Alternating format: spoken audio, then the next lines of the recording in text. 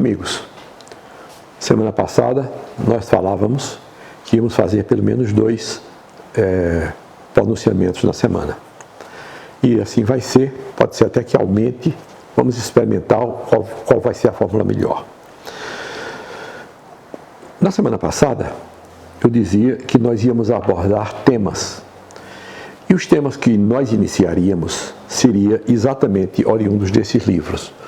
Mofando na gaveta, Trancados na gaveta, Continuam na gaveta. O que são esses livros? São os meus projetos nos 13 anos de Senado, em que eu apresentei e muitos foram parar na gaveta, porque acabava o período daquele mandato e eles eram arquivados imediatamente. Então nós lutamos para que coisas importantes sucedessem no Brasil. Claro que não tudo, porque são muitas pessoas lutando pelas leis, pela renovação das leis, pela a importância de cada assunto. E eu abordei alguns que eu julgo muito importantes.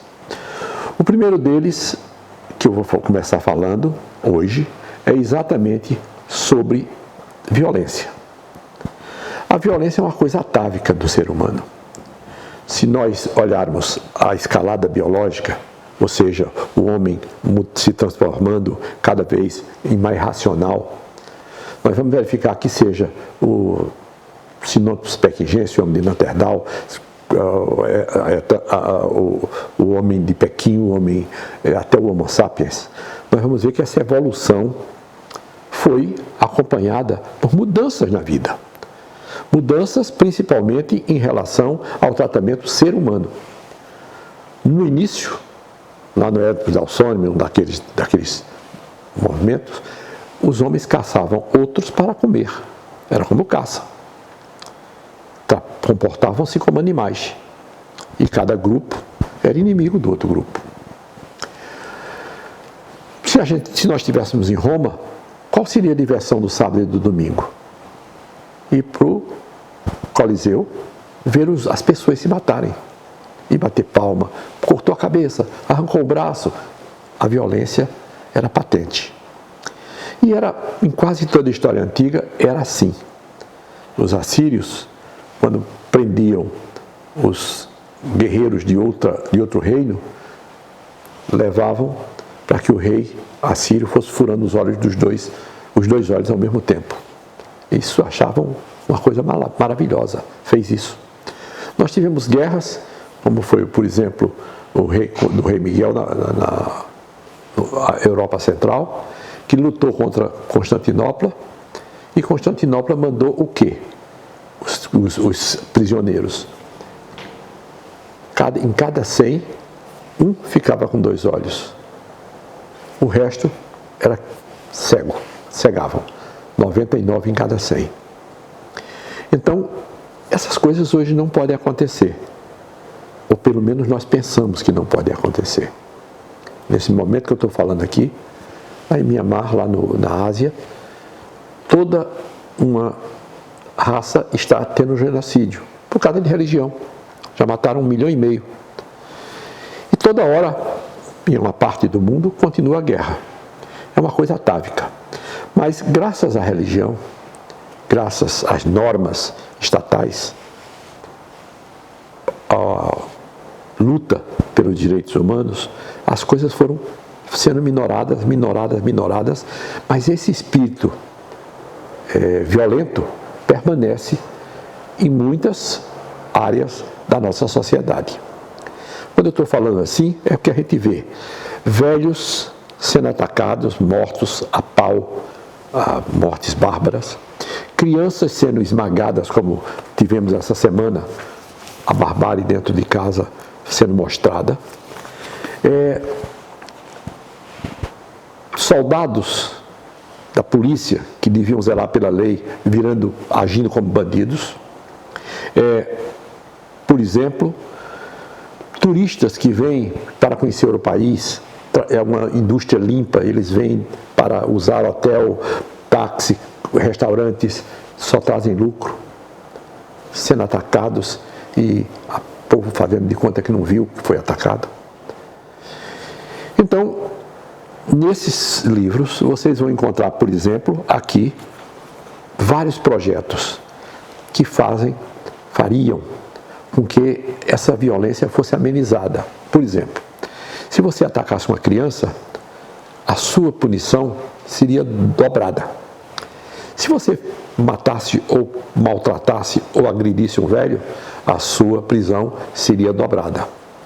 Se um soldado de polícia, um agente da lei, passa a se comportar para o outro lado do que se entende por paz, ou seja, violento, assaltando, fazendo isso ou aquilo, também dupla seria a sua penalidade. Então, com isso, a gente diminuiria com certeza. Hoje nós já temos uma série de proibições, principalmente a respeito das minorias. Se maltratar ou se praticar racismo, tem penalidade. Se por causa de homossexualismo ou coisa parecida também se fazer segregação, é punido. A lei da Maria da Penha vem protegendo as mulheres muito melhor do que antes, quando as mulheres poderiam ser agredidas e a lei era muito amena. Às vezes até a morte ocorria e se dizia que era buscando lavar com sangue a honra. Vários casos aconteceram, casos famosos dessa forma. Então, esses meus projetos, o primeiro deles, em 95, vem exatamente porque eu sei o que é barbaridade. Nós sofremos, a minha família, a minha primeira mulher foi assassinada num assalto. Ela levou um tiro na cabeça e no pulmão. Pegou nas costas, passou pelos pulmões. Eu levei um tiro nesse braço, quebrou o braço. Ela morreu, eu escapei. Mas, a segunda leva de filhos também foi assim. Tivemos assaltos sérios, que se o carro não fosse blindado teria morrido todo mundo que estava dentro do carro. E o que acontece hoje nas grandes cidades? Violência, violência e violência. Eu fico muito preocupado com tudo isso, mas fico mais preocupado com a fama que o Brasil está ficando no exterior.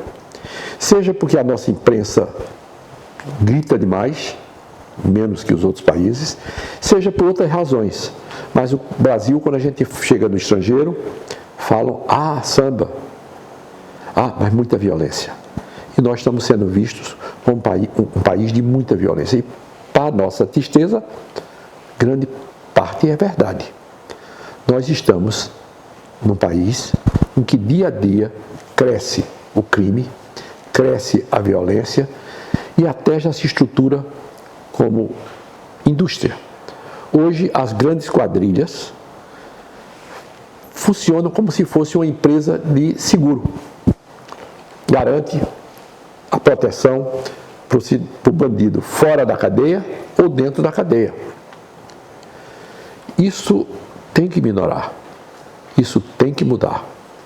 Mas não mudará enquanto toda a nossa população, não estiver unida protestando contra esse tipo de coisas que estão acontecendo, principalmente nas nossas cidades, nas nossas grandes cidades. E isso vem de onde? Da falta de empregos, da falta de educação, da lerdeza da justiça. Todos esses componentes unidos fazem com que a violência, o crime organizado progrida cada vez mais. Isso sem contar com um outro item. Nós temos hoje nada mais, nada menos do que 759 mil prisioneiros. Prisioneiros que fizeram pequenas coisas e que estão misturados com prisioneiros que fizeram muitas barbaridades. E, por incrível que pareça, esses que são piores viram professores dos menores, dos que praticaram menos problemas, menos crime, menos quebra da lei. E quando saem esses que porque eram elementos primários, eram sujeitos que estavam praticando primariamente o crime, eles saem doutorados. As nossas penitenciárias se transformaram em verdadeiras universidades do crime, treinando o aprimoramento dos bandidos.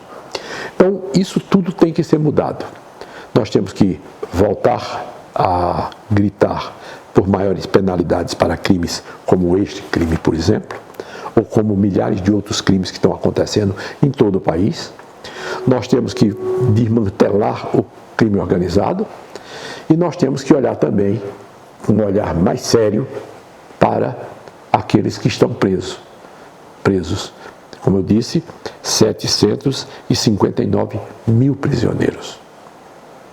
Era o que eu tinha para falar hoje. Era o que eu tinha para dizer hoje. Não quero ser falante demais. Eu quero apenas dizer que hoje a violência no Brasil é um dos piores males que nós temos. É um mal que realmente faz com que o brasileiro no mundo todo seja mal visto e o país seja colocado, e lamentavelmente, porque ocorrem fatos mesmo, em uma situação pior do que países que estão em guerra. Então, paramos hoje por aqui e daremos continuidade ainda na fala dessa semana, um olhar sobre as nossas penitenciárias. Muito obrigado.